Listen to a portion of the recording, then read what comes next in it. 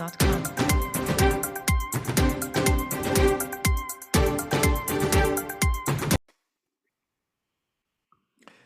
Bienvenidos, esta es La Lupa Semanal, nuestro programa que hacemos en coordinación con SND Editores, al cual damos las gracias. Retomamos esta serie dedicada en este año 2025, en el que Franco es el español del año ya, por decisión del gobierno, a lo cual nos unimos, y después de que a SND Editores le hubieran cerrado durante 2 semanas su canal. Ya saben, estamos en un estado de derecho y la libertad de expresión es lo más importante, parece ser. En el capítulo anterior vimos cómo se producía el alzamiento nacional. Es imposible, no tenemos tiempo para dedicar en concreto y en particular a toda la casuística que se produjo en aquellos días. El alzamiento nacional, por lo menos para mí, podemos decir que dura desde el 17 de julio, que se empieza en Melilla, hasta prácticamente el final de ese mes de julio.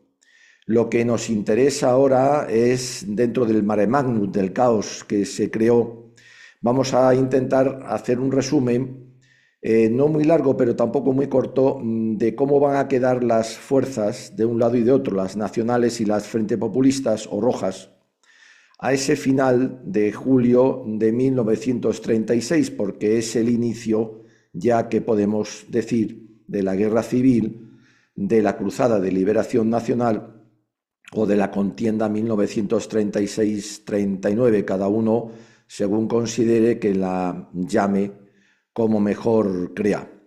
A mí lo que me interesa ahora es darles una idea del balance de fuerzas, vamos a decir militares, así como también un poco de las milicias, porque lógicamente el alzamiento, no hay que olvidarse, es un levantamiento, es un alzamiento, valga la redundancia, cívico-militar. Y por eso es importante tener en cuenta las milicias que también habrá en el otro lugar. Bien es verdad que van a adquirir formas muy distintas en uno u otro. Pero ahora lo que yo quisiera es resaltar, dentro de lo posible, el balance de fuerzas. Repito que a 31 de julio, que es lo que nos interesa, de 1936. Y vamos a empezar por las fuerzas del Ejército de Tierra. Aquí he hecho un resumen lo más exacto posible, creo que está bastante bien logrado, no porque lo haya hecho yo, sino por la documentación que he manejado. Y sobre él pues voy a hacer una serie de consideraciones. Bueno, pues, sobre este balance, en el aspecto de tierra me refiero, es evidente que existe una desventaja, aquí lo vemos, para los nacionales de unos 20.000 hombres. Vayan viendo poco a poco, yo no quiero aburrirles con cifras sobre la distribución de estas fuerzas. Ejército Península y Baleares, con los nacionales un 44.000, es decir, un 37%, y aquí tenemos un 83% en los rojos o frente populistas. En el ejército de Marruecos, evidentemente, está todo a favor de los nacionales. En cuanto a la Guardia Civil, quedó más Guardia Civil de parte de los frente populistas. Esto es curioso, esto fue una pena y fue muy determinante para que el alzamiento fracasara en muchas ciudades, en muchas regiones también. En cuanto a la Guardia de Asalto, pues prácticamente quedó casi toda, mayormente a favor del Frente Popular.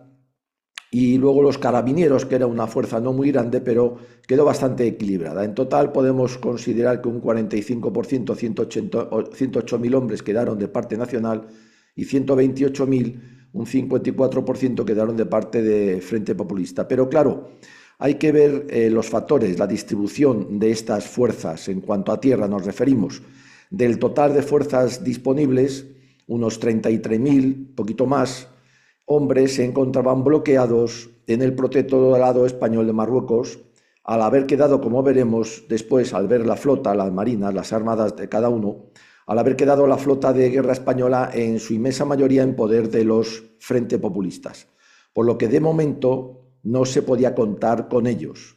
Tales tropas eran además, y con diferencia, las de mayor calidad, experiencia y capacidad operativa de toda España. De las experimentadas, ahí las vemos, y bien armadas y muy profesionales, por cierto, en su momento, fuerzas de seguridad existentes, Guardia Civil, Guardia de Asalto sobre todo. Los carabineros eran labores de fronteras y demás, una especie de policía, no estaba mal, pero bueno, no tiene nada que ver con la Guardia de Asalto y con la Guardia Civil. Pues quedaron del lado nacional 23.000 y pico hombres, y del lado Frente Populista mucho más, claro, prácticamente la mitad, 43.000 más. Lo que suponía, suponía un importante menoscabo para los nacionales, lógicamente, porque eran unas fuerzas muy profesionales. Máxime, pues si se tiene en cuenta que el peso de tales fuerzas en los combates va a ser muchas veces decisivo por su profesionalidad, precisamente. En especial, pues de cara al control de ciudades y poblaciones, estaban acostumbrados a actuar en poblaciones pequeñas, grandes, medianas, en ciudades, que va a ser una cuestión crucial, sobre todo en los primeros momentos tan trascendentales de la guerra. Lo ha sido durante el alzamiento y lo va a ser en los primeros meses de la guerra. La zona nacional carecía también prácticamente de grandes parques de artillería, los lugares donde se almacenaba munición, depósitos de armas, explosivos y demás, a excepción de la maestranza de Sevilla, que ya sabemos, Sevilla quedó ganada por Queipo para los nacionales. Luego se uniría con Cádiz y con San Fernando. Bueno, pues todas esas, prácticamente todo lo que es la industria de guerra, los parques de artillería quedaron en zona Frente Populista, lo que marcaba una gran diferencia en contra de los nacionales. Sobre todo los grandes parques estaban en Madrid, Barcelona, Valencia y Bilbao, que quedaron, como sabemos, de parte Frente Populista. También carecían los nacionales de fábricas de armamento y munición. Sí tenían una que había en Granada, de pólvora solo, y esas grandes fábricas pues estaban emplazadas en Toledo. Había una, pero quedó fuera del recinto del Alcázar. Bien es verdad que trasladaron la munición prácticamente casi toda adentro del Alcázar, eso fue uno de los factores más importantes para su éxito, pero las grandes fábricas, la de Trubia, la de La Manjoya en Asturias, Reynosa en Santander, Eibar en Vizcaya, pues quedaron todas de parte con sus armamentos, con sus cañones, con su munición, con sus pólvoras, de parte del Frente Popular. La esperanza pues quedaba otra vez centrada en los depósitos existentes en el protectorado marroquí, que sí es verdad que tenía también grandes depósitos, pero volvemos a decir lo mismo, estaban aislados. Había que de alguna manera llevar urgentemente esa munición, ese armamento a la península. Veremos a ver, sabemos todos, pero ya lo veremos a ver cómo se solucionó ese problema dentro de lo posible y lo más urgentemente posible. Por el contrario, en contra de los Frente Populistas, ya hemos visto que tenían bastantes fuerzas de tierra, más que los nacionales. Bueno, pues las fuerzas militares que constan como de su lado, esta que decimos aquí, esos 128.000 hombres, así como las de seguridad, que eran mayoritarias, pues se vieron de inmediato afectadas, esto hay que tenerlo en cuenta, por una gravísima situación de indisciplina y desorganización, que las sumió en el caos, dejándolas prácticamente inoperativas. Esto es muy importante. Mientras que en la zona nacional se aplica desde el primer instante una estricta disciplina militar, orden, organización, etc., en el bando Frente Populista es todo lo contrario, y todas esas fuerzas que tenían a su favor y que eran muy importantes van a sufrir, van a ser corroídas por todo lo contrario, la indisciplina, la desorganización, la falta de autoridad, de obediencia, etcétera, etcétera, etcétera, etcétera. Es más, es que el gobierno el 19 de julio no tiene otra cosa que hacer, el gobierno del Frente Popular no se le ocurre otra cosa que disolver oficialmente, publicó en el boletín oficial, disolver todas aquellas unidades que se hubieran sublevado, sin tener en cuenta que eran prácticamente todas. Aunque las que se encontraban en tal zona hubieran fracasado en su intento de sublevación, los sindicatos que se formaron de inmediato, que quedaron en manos de clases o incluso de cabos o de soldados, todo esto me refiero dentro de las fuerzas de tierra, lo mismo, intentaron sustituir esa disciplina militar y lo único que hicieron fue pues todo lo contrario, corroer más. Ese decreto de disolución de unidades les dio fuerza precisamente para eso, para hacerse con las unidades militares y prácticamente destrozarlas. Aquí, bueno, pues es importante, por ejemplo, voy a leerles un párrafo de Azaña, nada más y nada menos, son fuentes del otro lado. El gobierno, dijo Azaña, desligó de la obediencia a sus jefes a todos los soldados, al disolver, prácticamente había disuelto el ejército, pensando dejar sin tropas a los directores del movimiento. Ese decreto naturalmente no fue obedecido en las ciudades ya dominadas por los militares, o sea, las alzadas, las nacionales, pero sí en las importantes plazas en poder del gobierno, Madrid, Cartagena, Valencia, etc. Y decía Azaña, los soldados abandonaron los cuarteles y casi todos se marcharon a sus casas. Bastantes se sumaron a las columnas de voluntarios que con jefes improvisados y con escasos medios iban a combatir a los frentes. Las pocas unidades que pudieron ser retenidas en los cuarteles eran casi inútiles. Esto es muy importante a tener en cuenta. Mucha fuerza, pero de efectividad cero. También en contra de los frentes populistas, pues se puede pensar y se ha pretendido hacer creer que fueron muchos los mandos militares profesionales que se pusieron de parte de ellos. Pues lo que ocurrió fue que, aunque en muchos casos, hay que reconocer, conservaron su mando, salvo ciertas excepciones, pasaron enseguida a ser cuestionados y puestos bajo sospecha al dudar tanto los dirigentes políticos como los milicianos de su lealtad. Y volvemos a lo que dice Azaña sobre este particular. Los oficiales profesionales eran sospechosos y la tropa, formada en su mayoría por proletarios, se inclinaba a escuchar las consignas de sus sindicatos y de sus partidos con preferencia a la de sus jefes. Esto incidió todavía mucho más en que las unidades de tierra quedaron absolutamente inoperativas. Como consecuencia de lo anterior, de todo lo que he dicho, los nacionales, es verdad, de todas formas, que sufrirán durante mucho tiempo, prácticamente hasta bien entrado el año 37, en lo que a fuerzas de tierra se refiere, de una inferioridad numérica, tanto en personal como en material, extrema y evidente, teniendo que emprender siempre sus operaciones en condiciones de desventaja, muchas veces apabullante, sobre todo si se tiene en cuenta que su estrategia netamente ofensiva, los nacionales se van a lanzar enseguida a por los demás. Eso no quiere decir que tampoco lo hicieran los frentes populistas, con las columnas que van a mover, ya veremos de ellas al principio de la guerra, pero los nacionales van a estar desde el primer momento impulsados por una voluntad de vencer, por una agresividad, si se quiere, por un ir a por los otros mucho mayor que los frentes populistas. Bueno, pues claro, con esa estrategia de ofensiva y tal y como está estipulado, y la experiencia militar lo demuestra de todas las guerras, incluso la de ahora, por ejemplo, de Ucrania, que esto hay que tenerlo en cuenta y no olvidarse, pues la proporción del que entra en ofensiva, del que va en ofensiva, debe ser siempre 3 veces superior a la del enemigo que se defiende. Si hemos visto que sus mayores fuerzas y las más experimentadas estaban bloqueadas, pues hay que reconocer que los nacionales van a empezar con unas desventajas muy grandes. Ya las hemos dicho, algo menos en cuanto a tropas bloqueadas, las más experimentadas, carentes de guardia civil y guardia de asalto prácticamente, que eran muy profesionales, y encima con parques de artillería escasos y también bloqueados, en este caso, ¿en dónde? Pues en Marruecos. Vamos a ver ahora a las armadas correspondientes.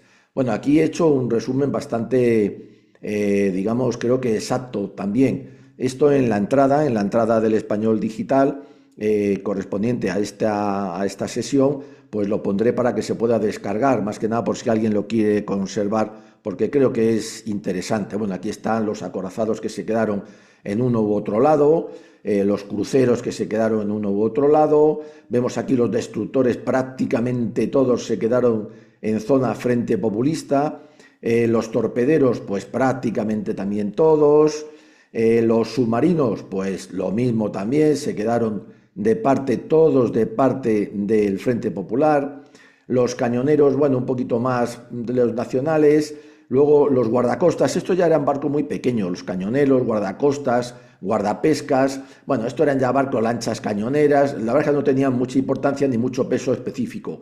Los transportes, bueno, pues es que también algunos yo les he puesto el Dédalo, pero es que el Dédalo, que era un portaaviones, era un verdadero cascajo. Bueno, he querido reflejarlo por aquello, pero bueno, totalmente inutilizado, ya lo digo ahí. Y bueno, pues también he reflejado aquí remolcadores, es decir, he cogido dentro de lo posible, todos los buques, barcos y demás que había entonces en activo y no en activo, el de lado ya no lo estaba.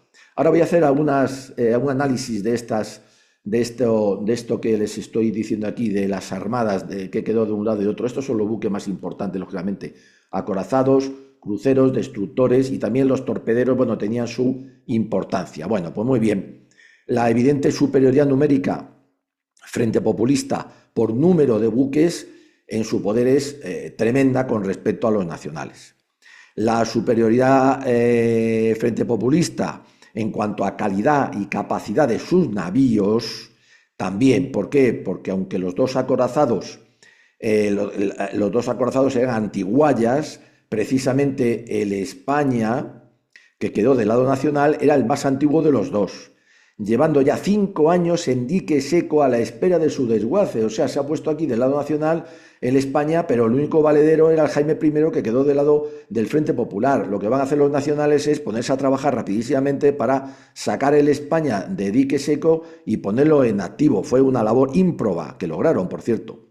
De los dos cruceros nacionales, el Canarias estaba a falta de montaje de parte de su artillería. O sea, imagínense, también tenían que correr para montarla. Así como carente de un sistema de control de tiro adecuado, por lo que su potencial de fuego estaba gravemente disminuido.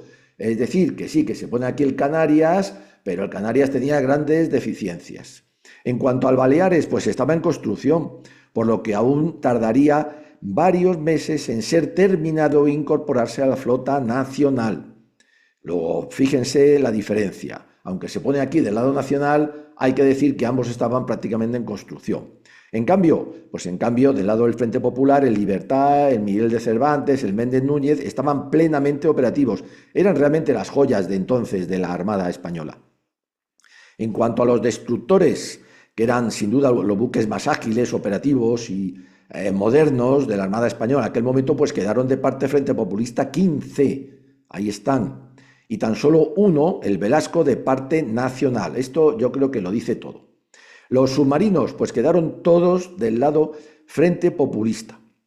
Aunque, bueno, es verdad que se verá más adelante cuando vemos la guerra, varios de sus comandantes eran partidarios de la causa nacional, por lo que van a hacer lo imposible por favorecerla, cometiendo errores, retrasando su actividad e incluso algunos intentando pasarlos a zona nacional. Pero si se hubieran espabilado los frentes populistas, esta era un arma terrible entonces con la que poca defensa tenían los buques.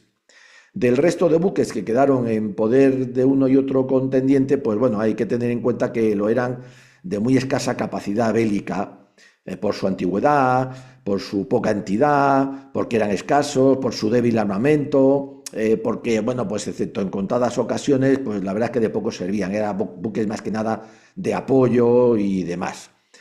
Tanto es así que ambos bandos van a recurrir a soluciones de circunstancias a fin de completar y aumentar su potencia naval, como será el artillado de buques mercantes, los buques piratas que se va a llamar, incluso buques de pesca, en el norte se van a llamar bows, de pequeño tonelaje en general, un cañón podías llevar, alguna cosa así. La aplastante superioridad del Frente Popular en el mar solo quedaba potencialmente menoscabada, vamos a verlo, igual que de las fuerzas de tierra, pues por el hecho de que los buques Frente Populistas quedaron en poder generalmente de sus tripulaciones, que se amotinaron, inmediatamente, asesinaron a todos los oficiales y pensaron que de esa forma ellos podían manejar esos buques. Pues no podían, claro, efectivamente, porque no tenían ni los cabos ni los suboficiales, que fueron los que dirigieron los motines y los asesinatos en general, pues no tenían ni conocimientos técnicos ni nada. Estos pensaban que es que ser oficial de un buque era pues lo mismo que podía serlo cualquiera. Eso es así. Claro, ese menoscabo más el menoscabo de la disciplina como las fuerzas de tierra, teniendo, vamos a decir, todo el material, pues este material quedó muy disminuido. En poder de los nacionales quedaron 2 de las 3 bases navales. En el siguiente capítulo haremos un análisis de cómo quedó la distribución de estas fuerzas. Ahora nos estamos centrando en las fuerzas en sí. Bueno, pues quedaron las bases navales de El Ferrol y de Cádiz, importantes, en manos del Frente Popular. Una muy importante, era tan importante como estas casi 2 juntas, digamos, la de Cartagena. Claro, las nacionales quedaron en el Atlántico y la Frente Populista Cartagena en el Mediterráneo. Eso también hay que tenerlo en cuenta después a la hora del inicio de las operaciones y su posterior desarrollo. Los nacionales contaban también, es verdad, quedó en su poder con los puertos de Palma de Mallorca en el Mediterráneo. Menorca quedó de momento durante mucho tiempo de parte del Frente Populista, y en el Atlántico, y de luego las Canarias. Las Canarias se alzan completamente y ahí es una labor muy importante de Franco, bueno, y de los oficiales. Es verdad que tanto Palma de Mallorca como las Canarias pues quedaban muy excéntricas y muy alejadas de los teatros de operaciones, sobre todo de la península, y más con los medios de entonces. Hay que ponerse siempre a analizar la historia en el contexto, en la situación. Hay que hacer un esfuerzo intelectual y anímico. Bueno, eso va a ser muy importante, claro. Sin embargo, pues sin duda favorable a los nacionales, pues se veía en gran medida compensado esto que hemos dicho por el hecho de que el resto del litoral y puertos españoles quedó en poder de los Frente Populistas, es decir, todo el Cantábrico quedó en poder de los Frente Populistas, con importantísimos puertos como fue Bilbao, Santander, Gijón, Avilés. En el Mediterráneo, ¿para qué decir Barcelona, Sagunto, Valencia, Cartagena, Alicante, Málaga? Es decir, que los Frente Populistas, por número de buques, por importancia de los buques y por la distribución de las costas, puertos en ellos incluidos, tenían desde el primer momento algo muy importante, el dominio prácticamente absoluto del mar, pero tanto en el Mediterráneo como en el Atlántico. Ya hemos dicho que los 2 grandes cruceros que quedan de parte nacional estaban en construcción. Esto es muy importante. Por lo tanto, la superioridad naval Frente Populista, hay que decirlo, manifiesta, apabullante incluso. Y se puede afirmar, y debemos afirmar, que la mar al comienzo de la guerra era del Frente Popular. Esto es de capital importancia, claro, porque además esa marina podía y debía, y se pensó en el primer momento hasta Franco, que las fuerzas más importantes nacionales que estaban en Marruecos estaban aisladas, bloqueadas. ¿Cómo vamos a pasar con tanta marina enfrente, mucha de la cual estaba en Málaga, tan cerca, o Cartagena, cuyo desplazamiento pues era muy fácil? La habilidad de los Frente Populistas, mandos superiores y demás, iba a estar o debería haber estado en aprovechar esa grandísima ventaja que pudo haber dado al traste con todo. Ya sabemos por la historia que no lo hicieron, veremos por qué. Y ahora vamos a meternos con la aviación también, porque bueno, la aviación entonces estaba incipiente, ya sabemos que formaba parte del ejército en realidad, pero bueno, hay que verla aquí, pues esto es lo que hay en la aviación. Bueno, aparte de las bases aéreas, también había unas bases de la Armada, hidroaviones fundamentalmente. Estas son las escuadrillas, no voy a aburrirles con datos, ya les digo, eso lo van a poder descargar si acuden al Español Digital, y en esta entrada van a estar para descargarlas en PDF. Bueno, pues aquí tenemos que en Madrid, Getafe, Cuatro Vientos y León van a quedar de parte de los Frente Populistas, perdón, Madrid Madrid, en Getafe, Cuatro Vientos y León, por supuesto. Sevilla no, lógicamente, queda de parte de los nacionales. Granada también, precariamente, pero la base muy importante en Cartagena de los Alcázares queda de parte del Frente Populista. Barcelona, el Prat, por supuesto, Logroño ya, Tetuán, Melilla, Larache, estos aeródromos con sus aviones quedan de parte del bando nacional. Y luego la Armada, que tenía aquí aviones, sobre todo hidroaviones, como he dicho, pues quedó también distribuida. El análisis de estas fuerzas aéreas, bueno, hay que ponerse en el momento, ya sabemos que entonces los aviones no eran como ahora, ni muchísimo menos, ni se parecían. La aviación en todo el mundo en general estaba muy incipiente, y en España, vamos a decir, por temas económicos y de presupuestos, pues tal vez todavía más. Pues bien, ¿qué podemos decir de la aviación? Pues que, bueno, aunque figuran a favor de los Frente Populistas En realidad, si contamos todas estas escuadrillas y demás, el recuento es 431 aviones a favor de los Frente Populistas, de todo tipo hablo, cuidado. Y hay que restarle a esos 431, 201 que eran pues prácticamente inservibles para el combate. ¿Por qué? Porque eran aparatos de instrucción, avionetas particulares incluso, en fin, aviones que estaban de desecho, bueno, entre ellos incluso, yo he contado también a favor del Frente Popular el autogiro de la Cierva que estaba en el museo en Madrid, pero bueno, también quedó de parte del Frente Popular, permítame la broma. Bien, del lado nacional hay que restar a 15 aparatos, también por los mismos motivos, aparatos de instrucción y demás que no servían para el combate. Así, bueno, los aviones disponibles para la lucha, ¿qué es lo que nos interesa? De parte Frente Populista, 230 aparatos.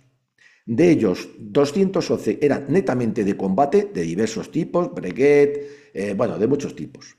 Y 19 de transporte. De parte nacional, 104 aviones, de los cuales 99 eran de combate y 5 de transporte. Es decir, la aviación, que entonces era un arma, además, desde el punto de vista psicológico muy importante, porque daba mucho miedo a los combatientes. Cuando oían los aviones, como contra ellos no tenían prácticamente defensa, excepto coger el fusil e intentar pegar tiros, causaban pánico y más de una espantá.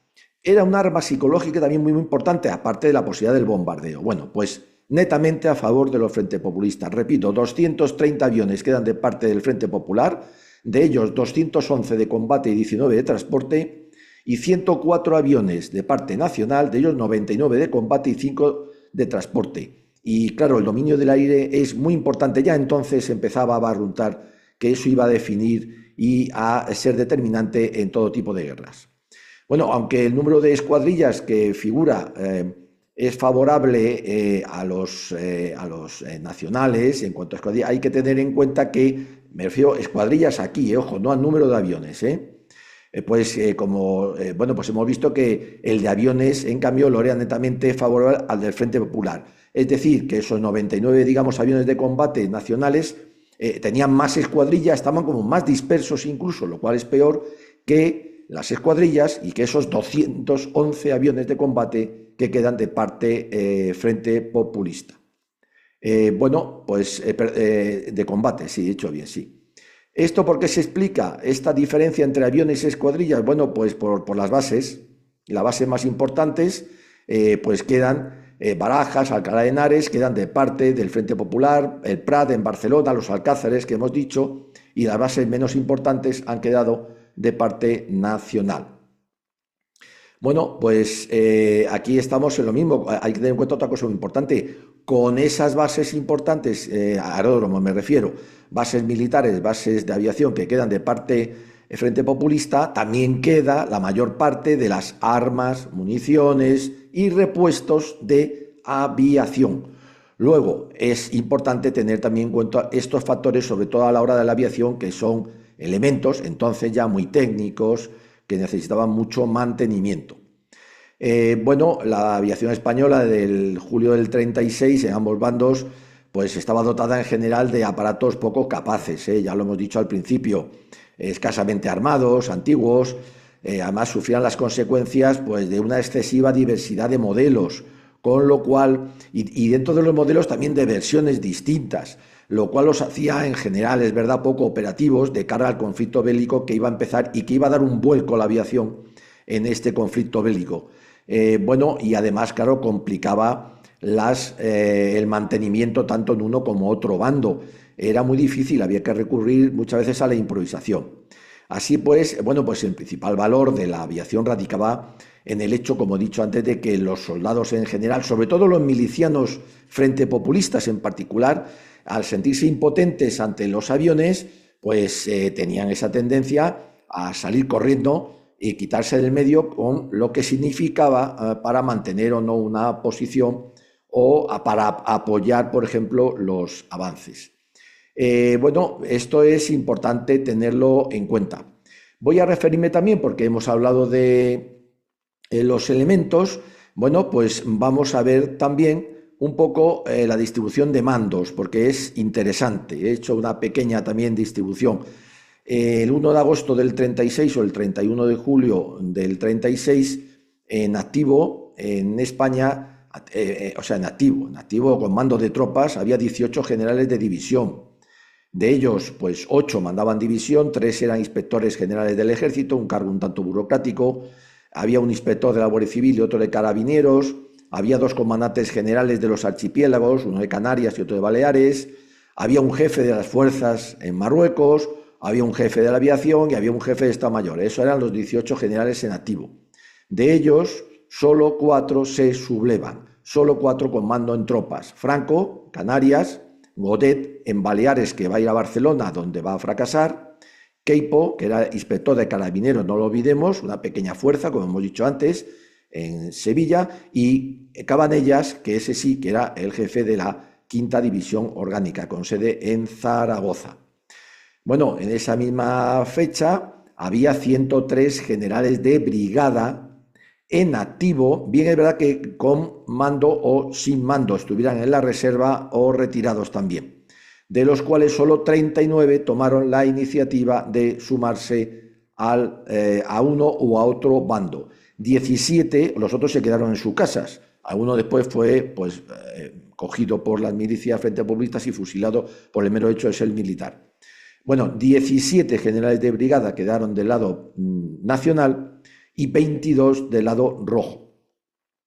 Los demás, bueno, estaban, ya lo he dicho, pues en sus casas y tal, se desperdigaron. Bien, en total hemos dicho 103 generales de división y de brigada. Eso eran todos los mandos del ejército que había entonces, ejército, aviación y marina. Bueno, 21 de estos generales serán fusilados en la zona Frente Populista, por simple venganza, porque eran militares y se acabó. Y 8 lo serán en la zona nacional. ¿Por qué? Por no haberse sumado al alzamiento en su momento. El caso de Campins, en Granada, es especial porque simplemente dudó, luego se sumó, pero como lo habían trasladado a Sevilla, Queipo no le perdona y lo fusiló. Este es el balance, digamos, de sangre de estos generales que hemos visto. Bueno, en cuanto a la Armada, pues hay 34 oficiales generales, 18 son almirantes y 16 eran generales de infantería de marina. Bueno, de los cuales, ¿qué pasa? Pues 11 de ellos serían fusilados por los Frente Populistas y 3 lo serían por los nacionales por no sumarse al alzamiento. Bueno, hay que tener también, quiero hacer una pequeña reflexión, voy a terminar con esto, sobre las milicias, porque el alzamiento es cívico-militar, pero es verdad que en el lado Frente Populista los partidos políticos y sindicatos pues lanzan a sus fieles, a sus afiliados o simpatizantes a las calles, que también son civiles. Bueno, pues junto a estos efectivos militares y de fuerzas de seguridad, que hemos hecho una pasada sobre ellos, con que cada bando pues va a contar al inicio de la guerra, pues hay que hacer referencia obligada, lo digo, a los voluntarios, a las milicias, que se va a llamar, digamos.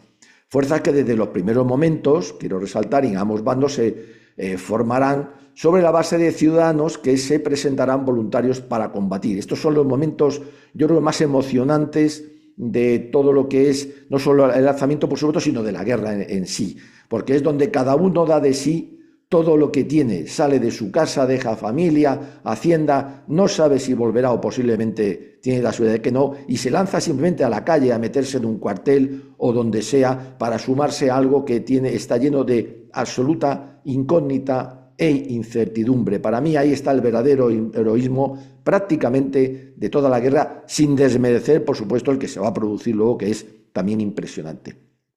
Bueno, pues como el asunto... vamos a hablar de ellas, vamos a hablar también de ellas más adelante, pero bueno, aquí quiero decir, por ejemplo, pues que es muy difícil dar una cifra exacta, claro, de cuántos se sumaron a un lado, me refiero voluntarios civiles, y cuántos se sumaron a otro. Pero bueno, buscando y rebuscando, yo creo que hay cifras bastante exactas que he encontrado, es que del lado del Frente Populista no menos de unos 70.000 paisanos se van a sumar entre frentes, retaguardias, etcétera, etcétera, y del lado nacional unos 35.000. Hay que tener en cuenta también en esto que del lado Frente Populista, como veremos la semana que viene, va a quedar mucho más territorio, Por lo tanto, es normal que ahí, desde el lado nacional, donde va a fracasar el alzamiento, pues se unieran menos, por supuesto, o bueno, o no lo consiguieran siquiera salir de ahí. Bueno, en la última cifra que les he dado, 35.000 que se suman al bando, se van a sumar en total, al bando nacional, pues es de gran interés, creo yo, pues refleja que es incuestionable, vuelvo a repetir, que el alzamiento fue cívico-militar. Esto hoy día se sigue negando, es un golpe de los militares, no se sabe qué, bueno, tal, no, pues fue cívico-militar, porque ahí están esos 35.000 hombres que salen de su casa guiados únicamente por un mismo espíritu, que es España y nada más. Bueno, había un grave condicionante en este tipo de milicias o de voluntarios en el bando nacional. Bueno, había que superar una natural aversión en cuanto a los militares a aceptar este potencial, vamos a decir también militar, valga la redundancia, pero los militares, sobre todo entonces, no han sido nunca muy dados a que el personal civil coja armas, por supuesto, no se sabe, no tiene disciplina, no tiene instrucción, no se sabe realmente después para qué va a valer. Entonces, en los primeros momentos también hay cierto rechazo por parte de los nacionales a admitir a este tipo de personas. No en todos los sitios, pero sí fue bastante importante. En el otro lado no ocurre así, porque en el otro lado lo que se quiere es la revolución, lo que se inicia es una revolución, y las revoluciones se hacen, pues primero eliminando a la Fuerza Armada, porque siempre les da, vamos a decir, repelús, les da yuyu, y sustituyendo por milicias de afiliados a los partidos políticos. Bueno, actualmente en este punto no quiero hablar de combatientes extranjeros porque todavía no han llegado ni a un lado ni a otro.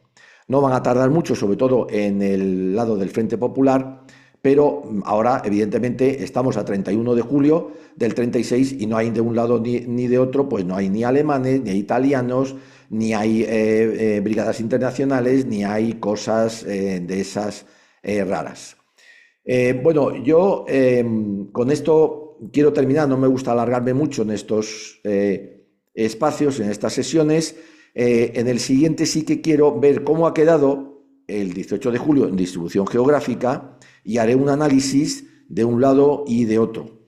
Y con eso daremos por terminado la etapa del alzamiento nacional. Habría tanto que decir, tanto impresionante, tanto bueno y a veces también tanto malo, porque las guerras y estas cosas hay que evitarlas siempre, porque sacan del ser humano lo mejor, pero también, por desgracia, sacan lo peor. Por eso la responsabilidad de los que, de una manera u otra, consciente o irresponsablemente llevan a las gentes a las guerras, que no olviden es uno de los 4 jinetes del Apocalipsis. Allá cada uno con sus responsabilidades, pero hay que evitarlas dentro de lo posible. Lo que ocurre es que también existe la guerra justa, por necesidad imperiosa, y a ella también hay que acudir cuando esa necesidad urge y es evidente. Gracias por seguirnos, españoles. ¡Viva siempre España!